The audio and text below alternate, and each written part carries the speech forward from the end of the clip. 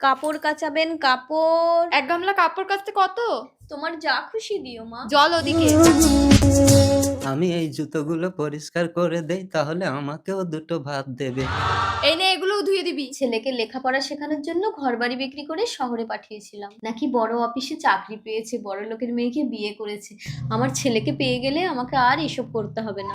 এই নে, এই কটা কাপড় কেচেছিস, কি আর টাকা দেবো? শুধু ভাত কটা খেয়ে নে। ভাত কটা একটা প্লাস্টিকে করে দাও না মা, আমি আর আমার বুড়ো খাবো। ঠিক আছে, দিচ্ছি।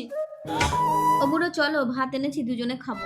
আমার জন্য দুটো ভাত দেয়নি? আমি যে এত জুতো পরিষ্কার করলাম। তোমাকে এসব কে পরিষ্কার করতে বলেছে? যাও, বেরিয়ে যাও।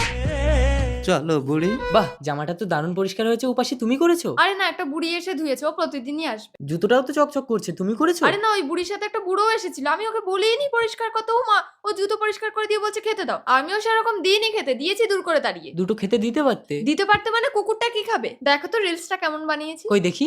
আমার ছেলেকে পেয়ে গেলে আমাকে আর এসব করতে হবে না। পিছনে তো আমার মা, তার মানে আমার মা বাবা আমাকে খুঁজে শহরে এসছে। না, উপাসীকে বললে হবে না, এ আমাকে জোর করে বিয়ে করে গ্রামে যেতে দেয়নি। ভালো হয়েছে? কি ভাবছো? না, কিছু না। দাও, ফোন দাও।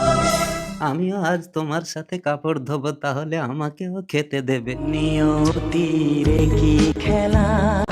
ছেলে যদি দেখে আমাদের এসব করতেই দেবে না। এক কাজ করি, জামার পকেটে কিছু টাকা রেখে জামাটা ধুতে দেই। ওরে আমার আছে মন, আমার জামাটা একটু ধুয়ে দাও তো। দিন বাবু। আছে আমার তো জীবন। জামার পকেটে এত টাকা? বাবুকে দিয়ে দাও। হ্যাঁ, হ্যাঁ, বাবু। দিয়ে দাও। হ্যাঁ, কি হয়েছে?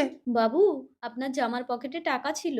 আমাদের বাড়িতে যে জামা কাপড় ধুতে আসে, জামার পকেটে যা থাকে সেটা তার হয়ে যায়, তোমরা নিয়ে চলে যাও। ভগবানের সমান।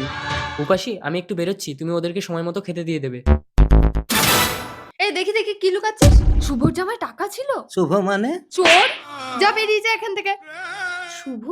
তার মানে তো আমাদের ছেলে গো। উপাসী, আরে তুমি মাংস খাচ্ছ, তুমি ওদেরকে খেতে দিয়েছো? আরে না, জানো তোমার জামার পকেটে ওরা টাকা পেয়ে চুরি করে নিয়ে চলে যাচ্ছিল, আমি ওদের থাপ্পড় মেরে তাড়িয়ে দিয়েছি। ওরা আমার মা বাবা ছিল। মা, মা, মা, আমি তোমাদের ছেলে, চলো তোমরা বাড়ি চলো। মা, মা। খিদের জ্বালা সহ্য না করতে পেরে দুজন বিষ খেয়ে মরেছে, আর মরার আগে এই চিঠিটা তোমাকে দিতে বলে গেছে। ভালো থাকিস খোকা। আমাকে ক্ষমা করে দাও শুভ। ক্ষমা? আমার বাবা মা আমাকে ক্ষমা করতে পেরেছে?